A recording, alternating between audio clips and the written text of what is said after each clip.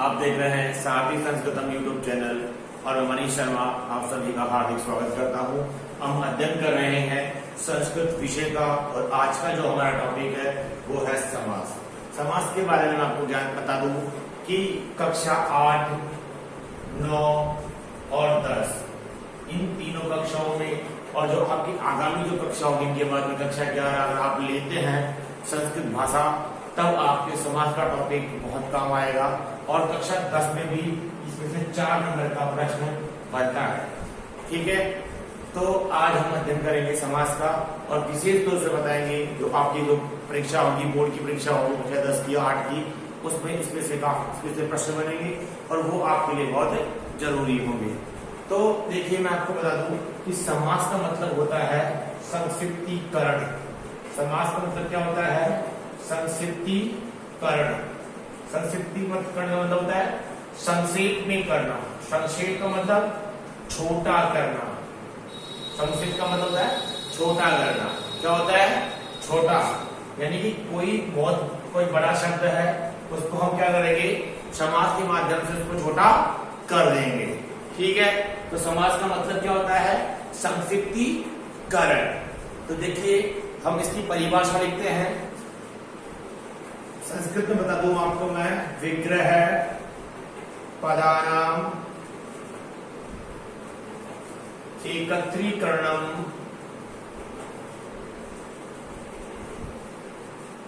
समास है। क्या बताया संस्कृत में कि विग्रह पदानाम एकत्रीकरण समास है। कि विग्रह पदों को, कि बिखरे हुए, विग्रह का मतलब बिखरे हुए पदों को एकत्रित करना वही क्या कहलाता है? वही समास कहलाता है। क्या बताया कि जो बिखरे हुए पद है उनको एक करना वही क्या है? समास कहलाता है। दो पदों के मध्य स्थित विभक्तियों को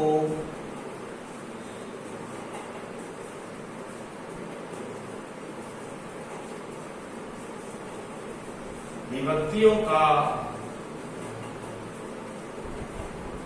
लोप करके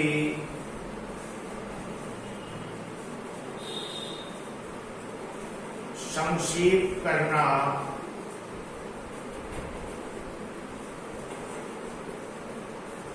समास कहलाता है।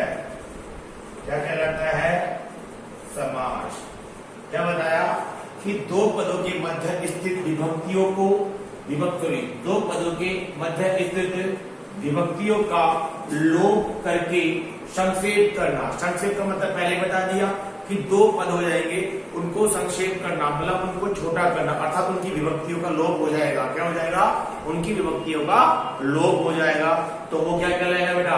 वह कहलाएगा समास। जैसे मैं देखो लिखता हूं कि कृष्णस्य समीपम, ये आ गया। ठीक है, अब जैसे कृष्णस्य समीपम, तो यहाँ पे कृष्ण के आगे श लग रहा है, ये क्या है? एक विभक्ति है, षष्ठी विभक्ति का रूप बनता है कृष्णस्य और समीपम, कृष्ण के समीप। और जब इसको बनाएंगे हम एकत्रीकरण करेगा, इसको इकट्ठा करेंगे तो क्या प्राप्त होगा? समीप के लिए उप प्राप्त होगा और क्या बन जाएगा? उपकृष्णम। ये चीजें जब हम आपको आगे पढ़ाते चलेंगे, जब पूरा एक्सप्लेन करेंगे, तो अभी तो आप कितना बना हुआ? उपकृष्णम। तो ये समास है क्योंकि हमने यहाँ पर इनकी विभक्तियों का लोप कर दिया है। ठीक है, देखिए आपने परिभाषा में देखा था कि विग्रह पदानाम, जो विग्रह पद किसे कहते हैं, है ना? यही तो पढ़ा था आपने परिभाषा में, विग्रह पदानाम एकत्रीकरणम समास है। कि विग्रह पदों को इकट्ठा करना यही क्या कहलाया? समास कहलाया। कि अब विग्रह होता क्या है तो उसकी भी परिभाषा लिख लीजिए। विग्रह की परिभाषा लिख लीजिए। समास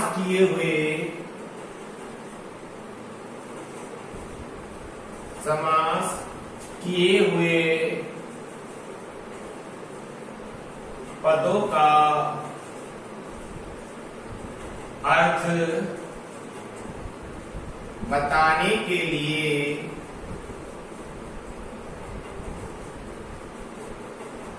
विग्रह का प्रयोग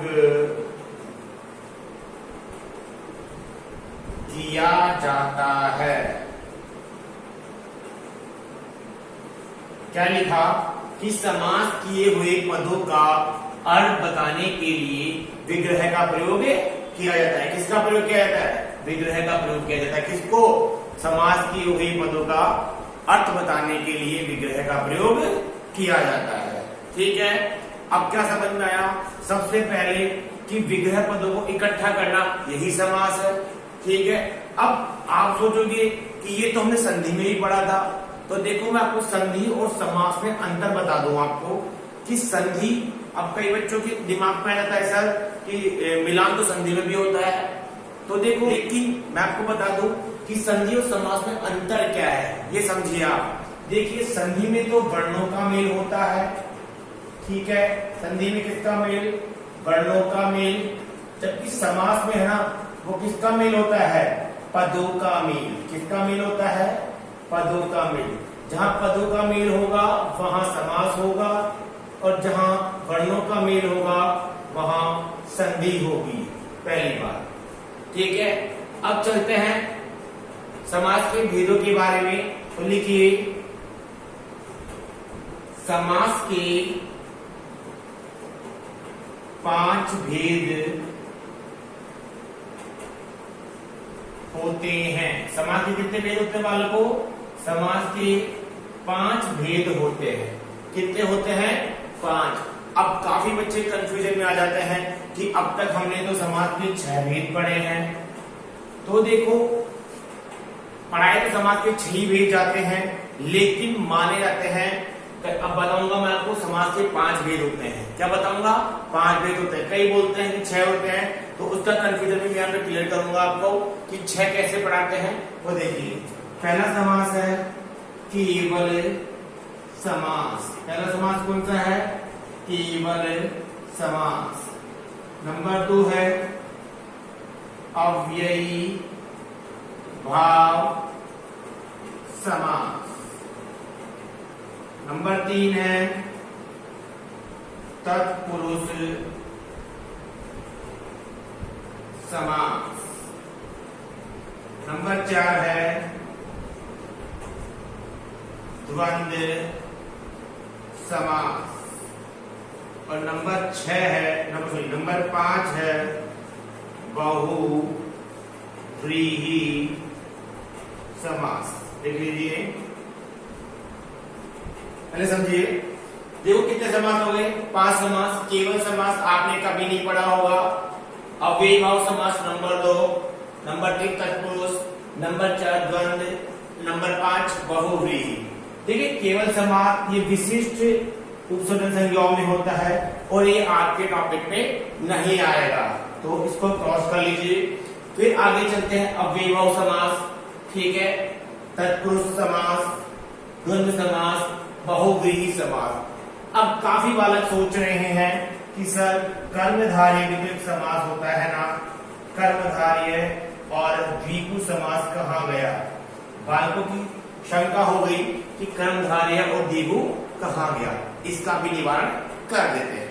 देखिए क्या होता है कि कर्मधारय समास जो है तत्पुरुष समास का एक भेद है।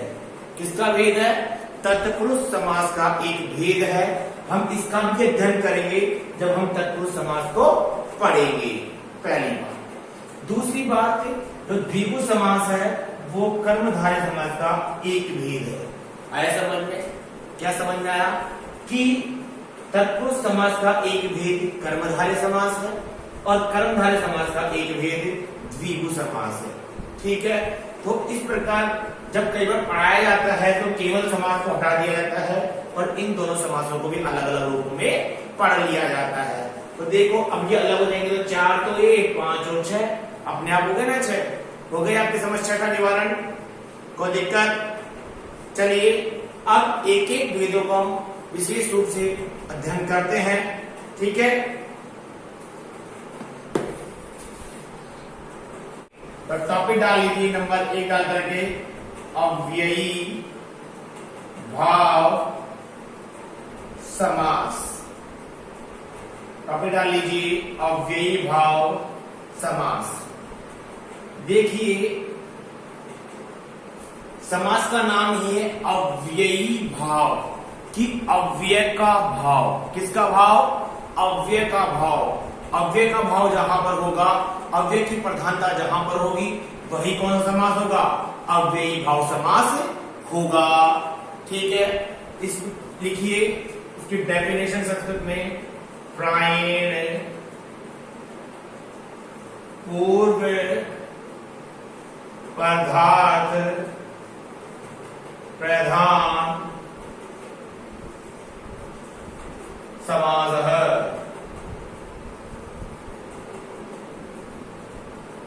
क्या लिखा?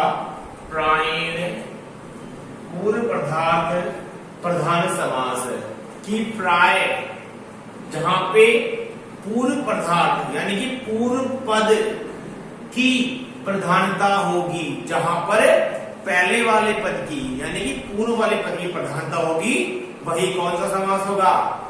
अव्ययी भाव समास हो जाएगा।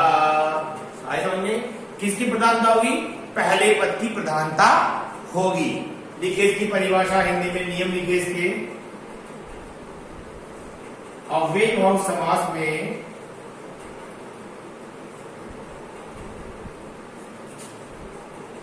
अव्ययी भाव समास में पहला पद प्रधान होता है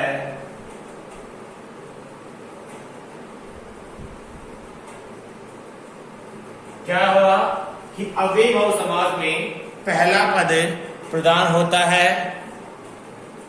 दूसरी लिखिए अर्थात इस समास का पहला पद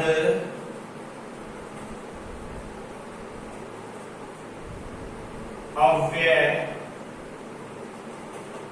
होता है। क्या लिखा? अर्थात इस समास का पहला पद क्या होगा बेटा? अव्यय होगा, क्योंकि क्या नाम है? अव्ययी भाव समास, यानी कि अव्यय की प्रधानता, और पहला पद प्रधान होगा, और जिसकी प्रधानता होगी वही पहला पद, तो पहला पद क्या होगा? अव्यय होगा। क्या होगा बेटा? अव्यय। देखिए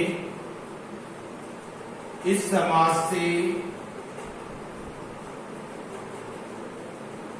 बनने वाले सभी पद नपुंसक लिंग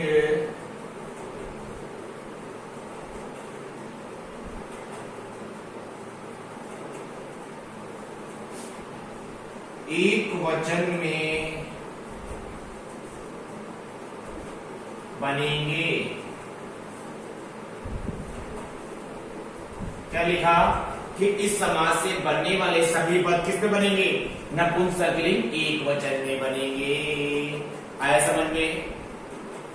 कोई दिक्कत? क्या बताया अव्ययी भाव समास के बारे में? प्रायण पूर्व पदार्थ प्रधान समास है कि प्राय जहां पे पूर्व का मतलब पहला पद पदार्थ पद प्रधान होगा, वो कौन सा समास है?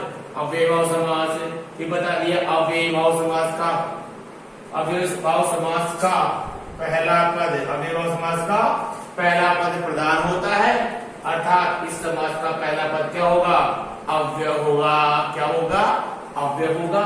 और इस समास से बनने वाले सभी पद नपुंसक लिंग एक वचन में बनेंगे। किसमें बनेंगे? नपुंसक लिंग एक वचन में करेंगे। इसकी डेफिनेशन लिख लीजिए और फिर एक एक एग्जाम्पल अव्यय के साथ में हम इसके आपके सामने प्रस्तुत करते हैं।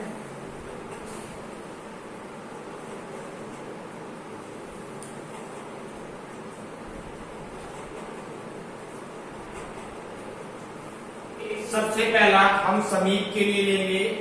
समीप के लिए एक अव्यय होता है, उप अव्यय का प्रयोग होता है।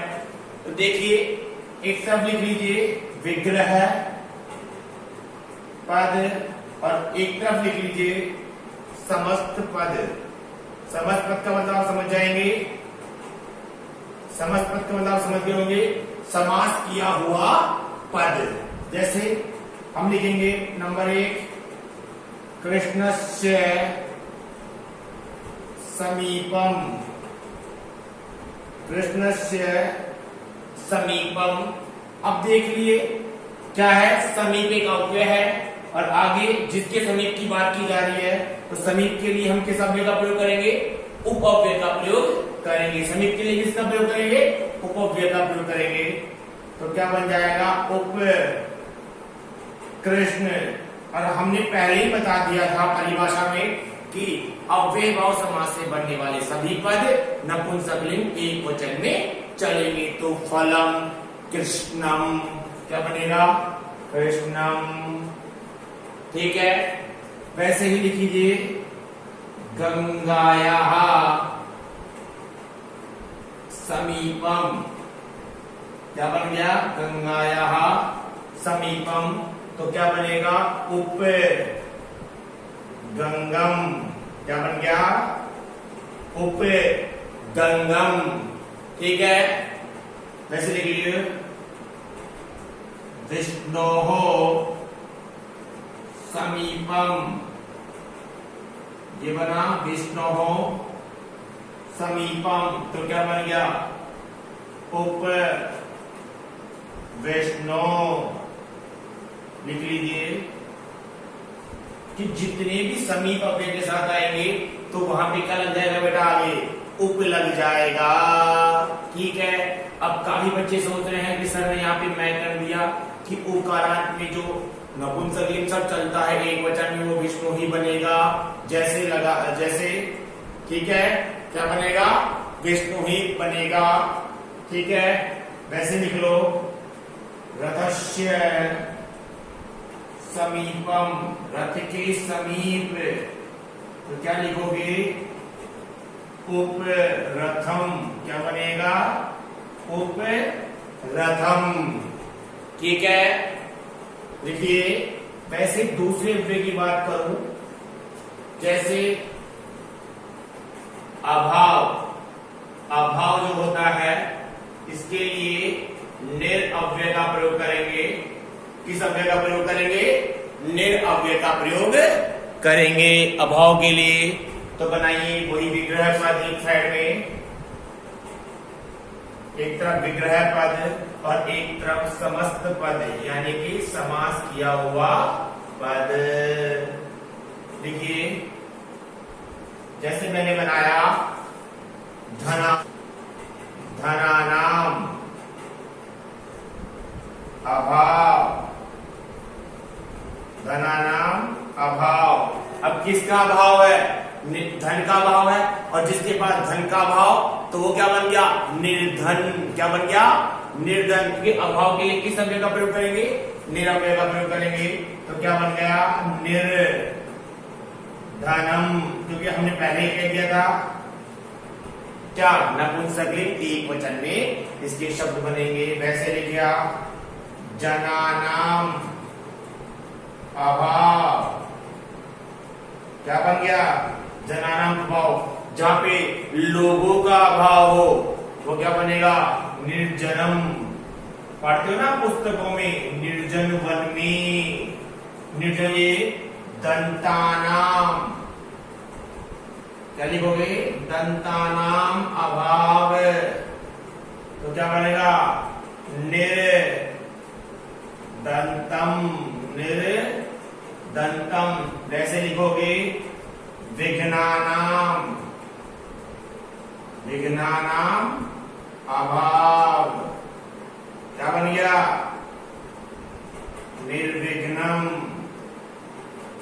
बोलते ना निर्विघ्नम कुरु मम देव सर्वकार्येषु सर्वदा। ठीक है, उप समीप के लिए उपअव्यय का प्रयोग किया। कृष्ण से समीपम उपकृष्णम, गंगा समीपम उपगंगम बन गया। विष्णु समीपम उपविष्णु, ततः समीपम उपरथम। और जैसे अभाव के लिए निर का, धनानाम अभाव निर्धनम, जनानाम अभाव निर्जनम, दंतानाम अभाव निर्दंतम। और विघ्नानाम अभाव है निर्विघ्नम। लिख लीजिए। आगे चलते हैं और एग्जांपल्स की तरफ।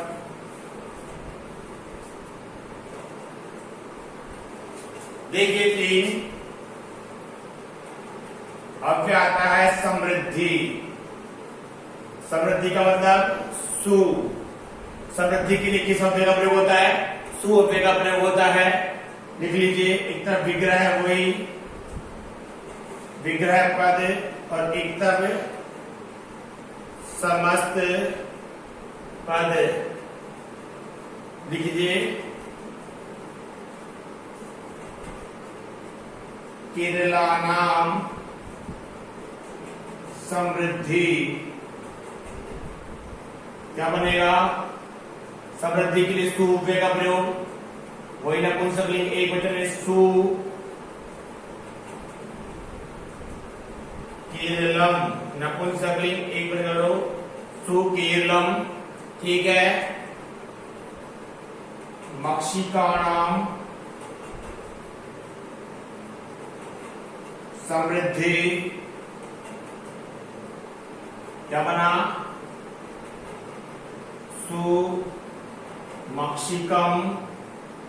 लिख लीजिए सु मक्षिकम। मगधानाम समृद्धि।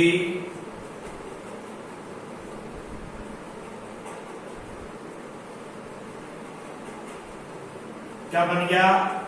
सु मगधम। और एक लिखिए मद्राणाम समृद्धि। तो क्या बन गया? सुमद्रम। क्या बन गया? सुमद्रम। क्या बताया था कि समृद्धि के लिए सु अव्यय का प्रयोग होगा। तो केरलाम समृद्धि सु केरलम। हमारा नियम पहले बता दिया था कि पहला पद प्रधान तो अव्यय प्रधान होगा यहाँ पे। फिर बता दिया था कि बाद में बनने वाला नपुंसकलिंग एक वचन बनेगा पद। वैसे ही मक्षिकानाम समृद्धि निर्मक्षिकम। मगधानाम समृद्धि सुमगधम और मद्राणाम समृद्धि सुमद्रम। ठीक है। अब देखिए एक अव्यय आता है पश्चाद। क्या आता है? पश्चाद, पीछे। कौन सा अव्यय आता है? पश्चात। इसके लिए किस अव्यय का प्रयोग करेंगे? अनु अव्यय का प्रयोग करेंगे। वही लिख लीजिए विग्रह पद और सामने समस्त पद। समस्त पद लिखिए। देखे लिखो विष्णु पश्चात। ये बन गया। अब देखो पश्चात के लिए किस अव्यय का प्रयोग करेंगे? अनु अव्यय का प्रयोग करेंगे। तो लिख दो अनु। और कोई नपुंसकलिंग एक वचन में बनेगा तो अनु विष्णु। ठीक है।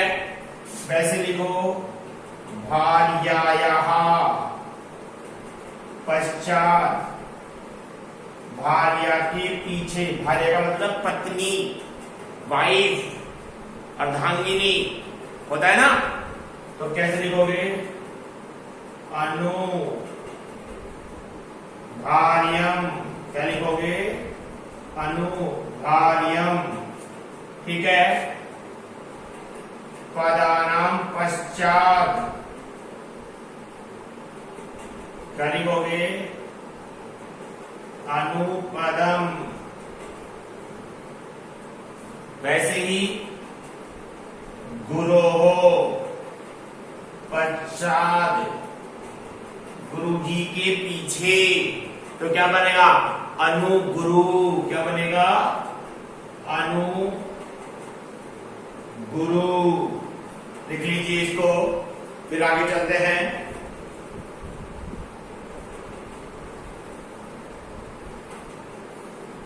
अब नंबर 4, 5 देखिए योग्यता।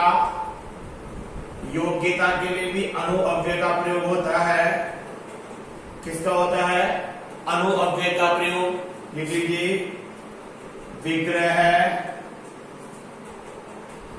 पद और एक तरफ समस्त पद। ठीक है, बनाइए। रूपस्य योग्यम, क्या बना? रूप के योग्य, योग्य के लिए अनु का योग, योग्यम, योग्य के लिए किसका? अनु अव्यय का प्रयोग, अनु रूपम। वही नियम, नपुंसकलिंग एक वचन वाला। वैसे ही गुणस्य योग्यम, क्या बनेगा? अनु गुणम,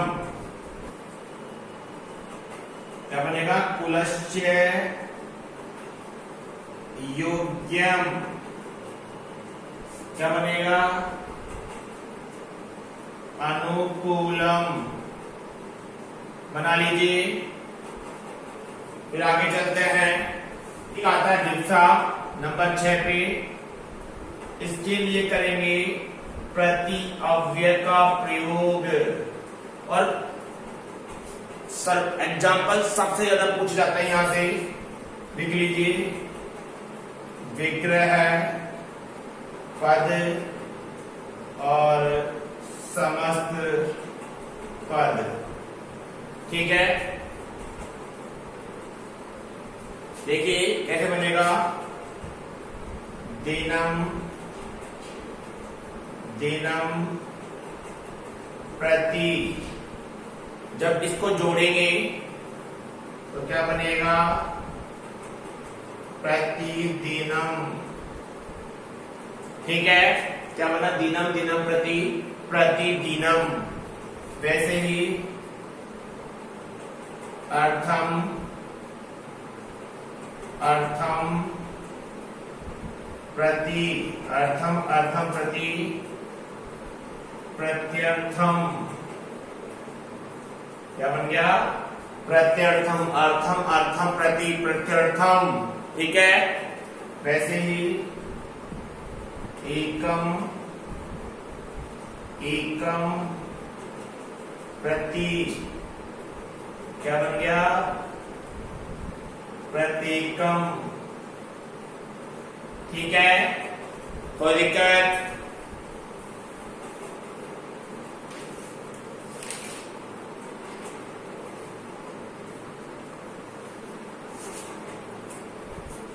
पादम, पादम प्रति, पादम, पादम प्रति, क्या बन गया? प्रतिपादम। देख लीजिए। फिर आगे चलेंगे।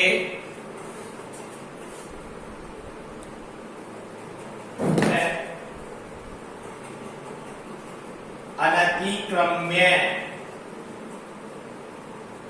इसके लिए यथा अव्यय का प्रयोग करेंगे। एक विग्रह पद,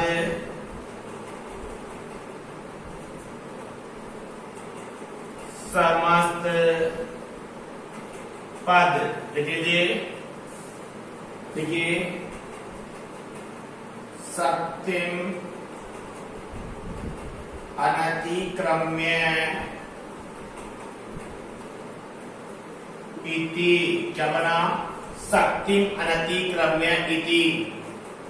अनतिक्रम्य के लिए किस अव्यय का प्रयोग? यथा अव्यय का प्रयोग। तो क्या बनेगा? यथा शक्ति, ठीक है। क्या बना? यथा शक्ति। वैसे ही बनेगा विधिम अनतिक्रम्य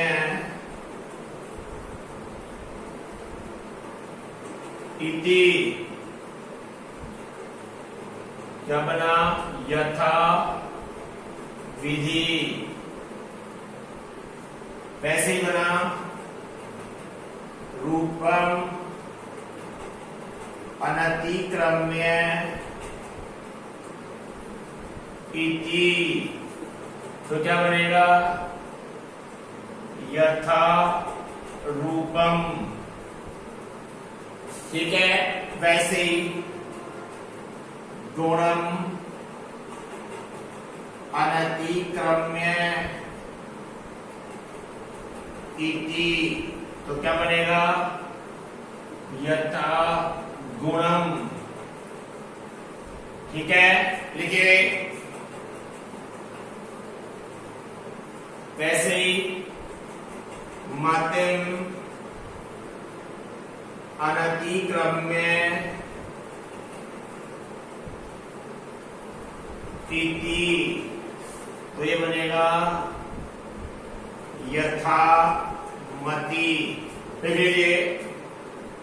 देखिए पहला पद अव्यय और बाद में क्या करा? नपुंसकलिंग एक वचन वाला, इसलिए अब चलता है जो द्विगु समास का अपवाद है। तो वो सूत्र है नदी भिश्च।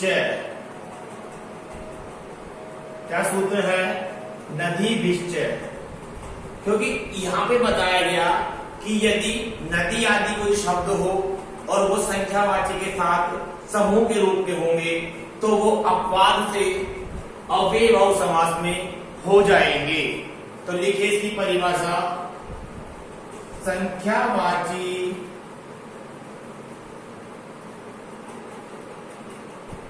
शब्दों के साथ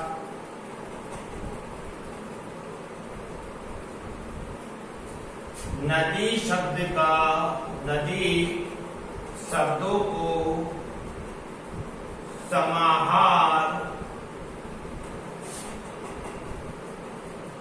अर्थ में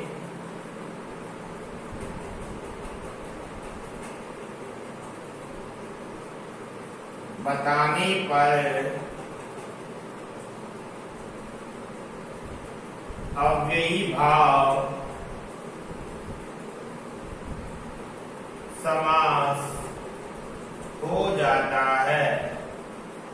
क्या बता दिया? कि संख्यावाचक शब्दों के साथ नदी शब्दों को समान अर्थ में बताने पर अव्ययी भाव समास हो जाता है। उदाहरण लिखिए इसकी। विग्रह पद। वैसे ही सामने लिखिए समस्त पद। सिर्फ नदीवाची नदी शब्द जैसे देखिए द्वयोः यमुनयोः द्वयोः यमुनयोः समाहार है।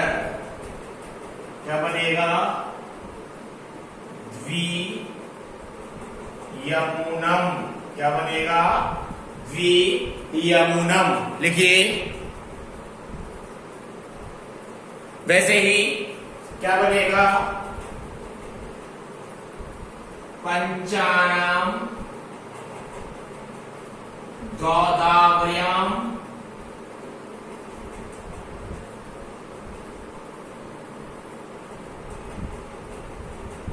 गोदावरीयानाम समाहार है।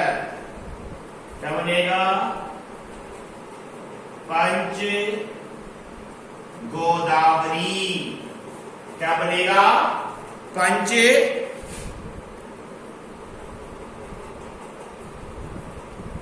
गोदावरी। क्या बनेगा? पंच गोदावरी।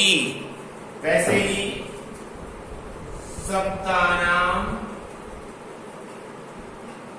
गंगानाम समाहार है।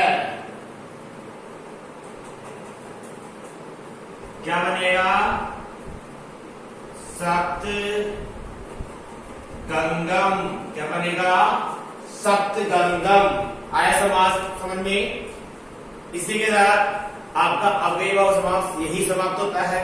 आगे आने वाले वीडियो में हम तत्पुरुष समास, क्रमधारय समास, द्विगु समास, द्वंद्व समास और बहुब्रीहि समास का अध्ययन करेंगे।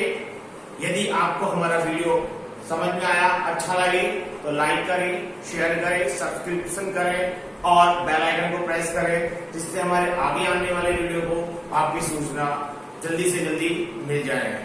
मिलते हैं आगामी वीडियो में।